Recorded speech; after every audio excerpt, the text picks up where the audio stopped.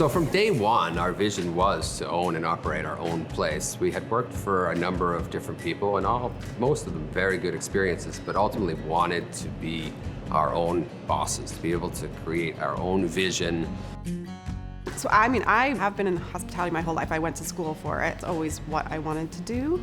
But he was a brewer in his first life, a professional brewer. So we met, I was a waitress, he was the brewer. I think early on, we started talking about this concept of maybe opening a restaurant. So after plans fell through in North Conway to open a brew pub, we came to the decision that it would be a good idea for me to go to culinary school. I was very excited about it. Never looked back.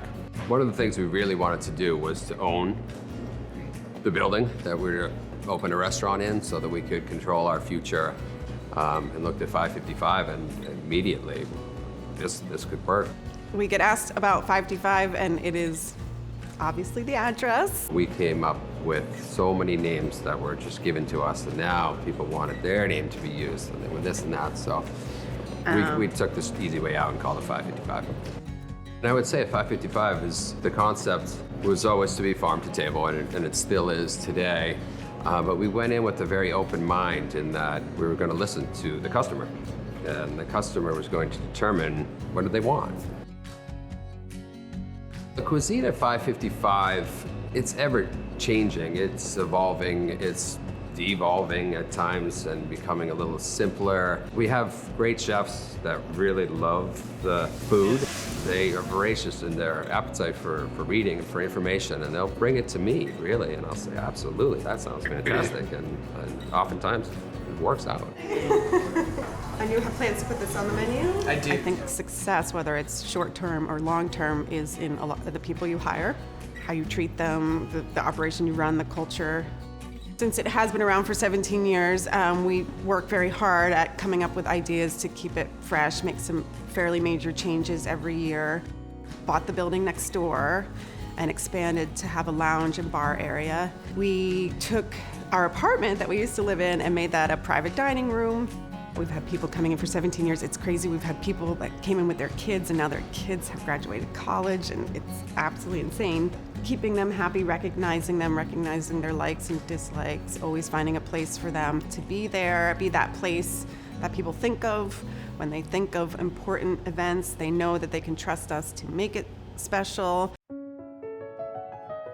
We opened Petite Jacqueline in 2011, but it was in a different location on Pine Street. When we were deciding whether to do a second restaurant or not, we realized there was no French bistro in Portland, which we thought was strange for a foodie town. The whole beginning of it, Petite Jacqueline, is my grandmother, who did top off at 4'8", so she is in fact petite. My husband and my grandmother cooked together quite a bit, and it just was a big part of our life, French cooking, French culture. Her family also ran a butcher shop in France, and they had got special treatment during the German occupation. The restaurant here is adorned with a lot of old photographs of her and her old business license to operate her butcher shop. So there's a long history there, and we're just trying to continue it. What gets me out of bed every morning nowadays more and more is the idea that we are supporting 50 people, and we take pride in that, and we take pride in not just securing jobs, but that we come up with ideas to make their lives better. We have a 401k plan, a health insurance. We take great pride in that and giving back to the community and offering hopefully a safe, comfortable and learning environment that people can grow in. I think it's really important, as hard as it is to give away, is control, input.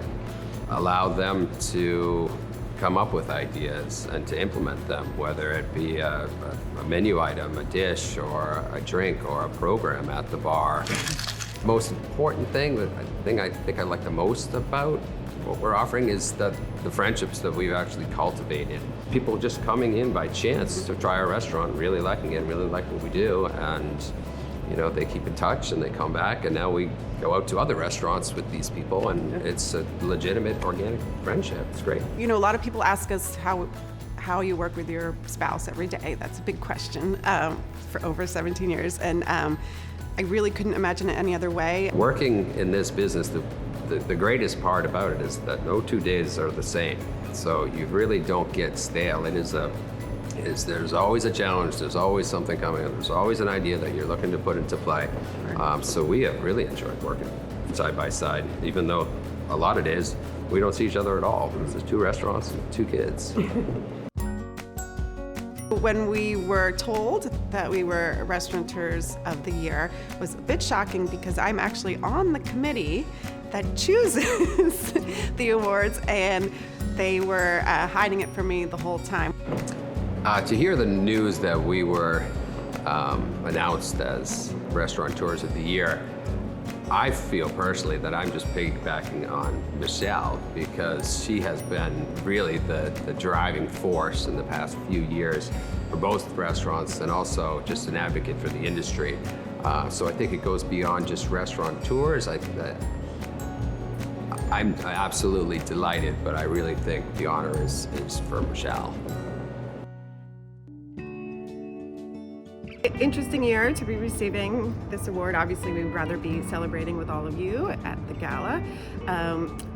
Since we last spoke, it's been quite a challenging year for all of us. We have had to quickly regroup, change some things. We've had some help from the city, and we have closed 555 in the interim, which was by plan, not necessarily by COVID. So then we've been focusing everything on Petite Jacqueline and helping it survive. Customers have been very good about understanding the protocols that had to be put in place, the distance, the timing issues with making sure everyone on the staff is in a mask and socially distancing inside of a restaurant as an employee is very difficult. So our staff has been great, the customers have been great, the city's been great. Thank you very much. We are honored to be chosen as Restaurateurs of the Year. From our colleagues, people we work with every day, people we respect. Being in business almost 20 years, we feel, again, truly honored to be chosen. Given all the great restaurants in this city over the past 20 years, it really is an honor to receive this. Thank you very much.